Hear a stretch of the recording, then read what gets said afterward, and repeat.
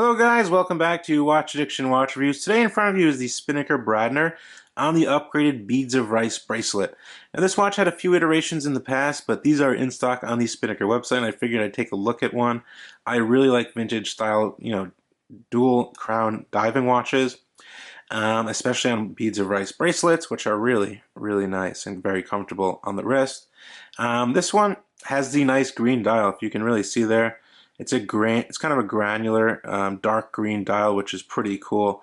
But yeah, these watches are, a bit more expensive, I'd say, on the actual bracelet. They do come on a variety of different straps for more affordable prices.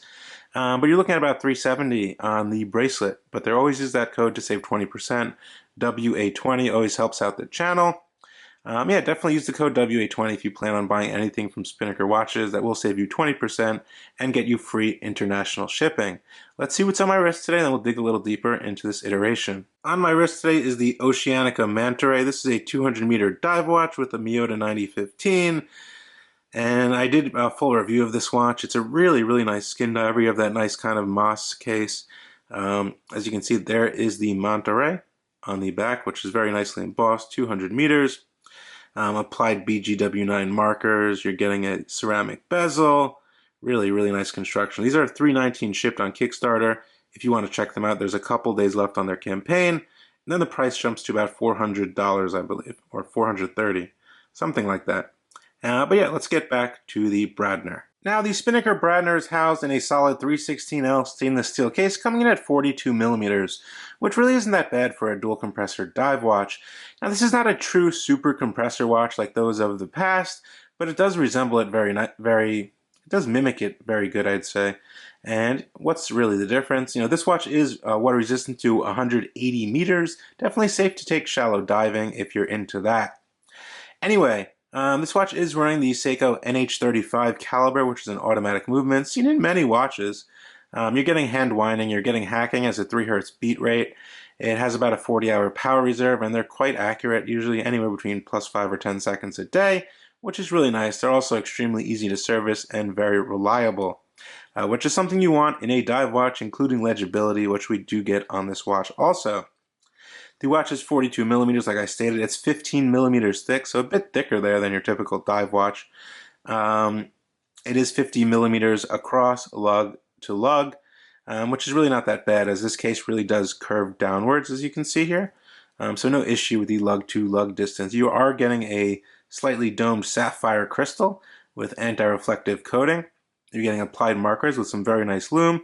We have an inner rotating bezel functioned by the crown at the 2 o'clock position. Your crown is set the time is at the 4 o'clock position. And we also do get a matching date wheel. It is being cut. No, you can see it. It is a matching date wheel. It's in a dark kind of black color, even though the dial is a kind of darkish green color. Now, we do have a 22 millimeter lug width with a dive extension. Now, this is the part I really like about this watch. This is the Beads of Rice bracelet, which I actually never experienced before. Can you believe that? They're mostly seen on Doxas and vintage watches, but Spinnaker is doing it now, and they're making some pretty nice bracelets. We have polished kind of rice beads here with brushing on the outer portion links. And as you can see, we have a Spinnaker clasp here, which is pretty typical. Nice milled clasp. On this one, we have a dive extension, which I thought was pretty neat. Very easy to function, 3 micro adjustments as well. Very comfortable bracelet, no issues with it. It is using the pin system, no screws on this one. But yeah, I think it looks pretty good. It obviously fits the style perfectly of this watch. If you just take a closer look at it, everything meshes together perfectly. I mean, nothing looks out of place on this watch. Heading to the case back, we get a screw-down case back with these specifications. As you can see, we get a glimpse of the SNZH55 caliber, sapphire crystals, and basic specs. They put a custom Spinnaker sticker on the rotor, which they usually do. Anyway, the cool part about these watches, you have an inner rotating loomed bezel. So as you can see, you can time your dives or time anything. Pretty much, you just line it up like that, and then you can time up to 60 minutes. Very useful for everyday civilian use as well. The crown is signed with the Spinnaker sail logo here at the 4 o'clock position, which is pretty easy to function, no issues there. Unscrew. We get self-winding in the first position. It is already running. Pretty smooth. One position. We get a quick set date. Then we get hacking in the final position. Very nice hands. I do like these kind of vintage style hands here. As you can see, push that back in. Let's screw this back down and take a closer look at the dial on a macro level. So as you can see here, we have automatic 180 meters. We have those kind of brushed hands, that nice granular greenish dial, which is really cool. And then of course you have these little kind of little dots here going around, then 0 through 60, which you can't really see, it's a bit smoky through the lens there, going around there near the chapter ring. Very neatly cut date wheel, perfect markers. I don't see any issues with that. Everything looks pretty good. Now there is some nice loom on this watch, I heard, so I'm going to do a loom shot for you guys, show you what it's about. It is Super Luminova, I believe, which glows green, which would fit the kind of subject or the style of this watch in a nice vintage greenish color, as well as the dial. So let's take a look at the loom. And there is the loom, nice and bright. I did review the original SPINNAKER Bradner when they first released it about 2 years ago, and the loom wasn't as good. Now they've definitely upgraded the loom. It's much stronger. Obviously it's more heavily applied. This is green Super Luminova. A bit brighter on the hands than the bezel, I'd say, since the numbers on the bezel are a bit thinner. It's kind of harder to apply more loom there, if you know what I mean, but definitely very good loom, I'd say. There she sits on my 6.5-inch wrist, and the strap is really comfortable, or the bracelet. Really comfortable. Definitely sits firm on the wrist. I like how the lugs? I like how the 22mm lugs really curve nicely down there, as you can see. The case finishing is mostly brushed, if you haven't noticed already. It's a very fine, smooth brushing. There are no sharp edges or anything like that, guys. You can see a nice AR blue coating right now. Yep, there it is. But yeah, definitely a really nice look. This bracelet can fit up to an 8-inch wrist easily, or 8.5, I'd say. But yeah, it looks really nice. A lot of nice green hues and blues coming off that dial.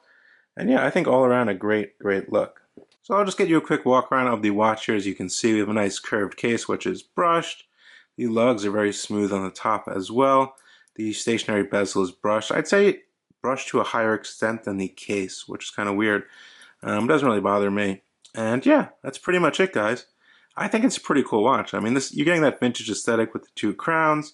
If you like vintage watches, you don't want to buy a vintage watch, definitely grab one of these. You're going to be happy with it, especially on this nice beads of rice bracelet, which is really a dream to wear. I think it's great. You're getting a dive extension, milled clasp, sapphire crystal, the NH35 movement, which most of us are used to. We know how to use it, we know how to fix it, even regulate it, some of us. And yeah, just some really cool dial options as well. I think this is going to be a watch that's going to stay in their lineup for quite a long time, and it is one of their best-selling watches. I can see why. Let me know what you guys think down in the comment section below. Like I stated earlier, all my opinions are honest.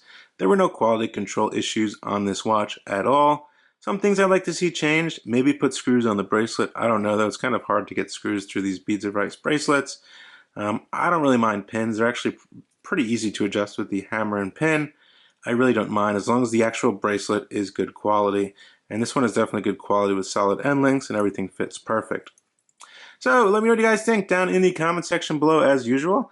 I will get back to you down there. I will drop a link to SPINNAKER. You can always save 20% using the code WA20 on any SPINNAKER model. And yeah, definitely throw the video a like. Hit the subscribe button if you haven't already. A lot of interesting content coming up that you don't want to miss. I'll see you guys in the next video.